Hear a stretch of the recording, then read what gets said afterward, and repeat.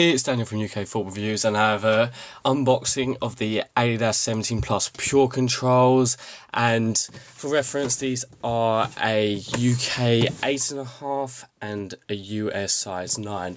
So straight out the box, what you get is the boots, of course, as well as some other great features, which is not necessarily what you get with Nike. So you get the boot bag, which is here, and you get the spare inner soles, which is always nice and comes with the top of the range boots from most Adidas models. So let's get the box out of the way, and of course a little Adidas tag there.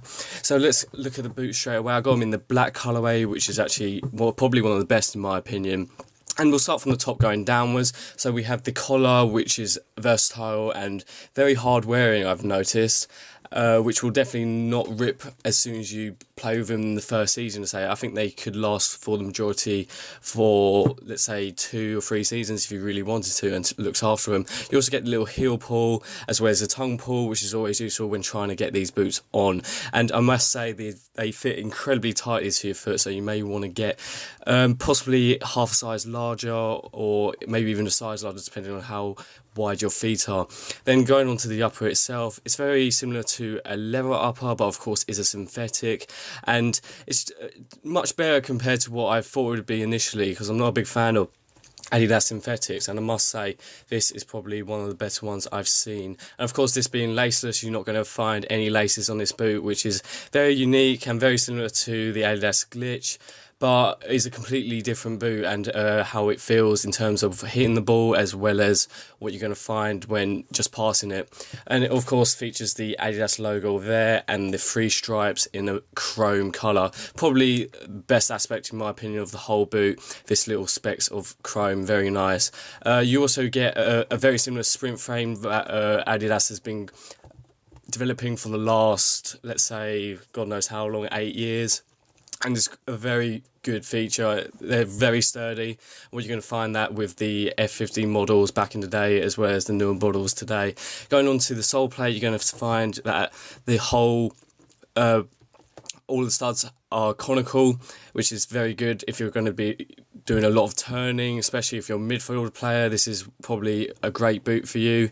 And also features the boost lining, and boost technology is very good and very popular with the modern day audience, so of course this is one of the best features of the boot. Going on to the inner sole, it features a boost inner sole at the moment, and you also get the spare inner soles, which is always very useful, particularly when these ones wear out. I've noticed that these seem to wear out a lot quicker compared to the other inner soles, so maybe you want to start off with the thinner ones and then move on to the boost ones, because the boost ones in my opinion are slightly more comfortable and give you a bit of a cushioning effect whenever you're running on the ball. So overall, this is a very nice boot. Technology wise is well ahead of anything today in my opinion, especially the latest technology. That is very something different. Then what can I say about the price? The price is a little bit outrageous. I never generally buy my shoes at retail, because I find that when you do go for something at retail, you do get the benefits of possibly if they rip or something along those lines within the 6 months, you can return them and get a new pair. But it's not a justifiable purchase for the money that you spend. I believe they're $230 retail, which in my opinion is a little bit better than Nike, purely because you get the spare inner soles, and just the quality of the boot seems to be finished at a much higher level.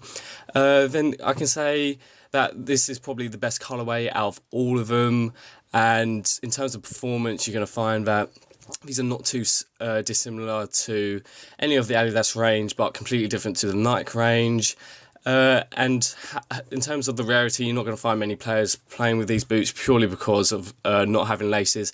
And for laceless technology, it's still quite a new thing coming along. So anything like the glitches or the 17 Plus Purecontrols, maybe go for the one below the Adidas Adidas 17 Plus Purecontrols, which is the 17.1s in my opinion. It's always better to have laces, and of course you get the Prime Net upper, which is probably one of Adidas' biggest selling features.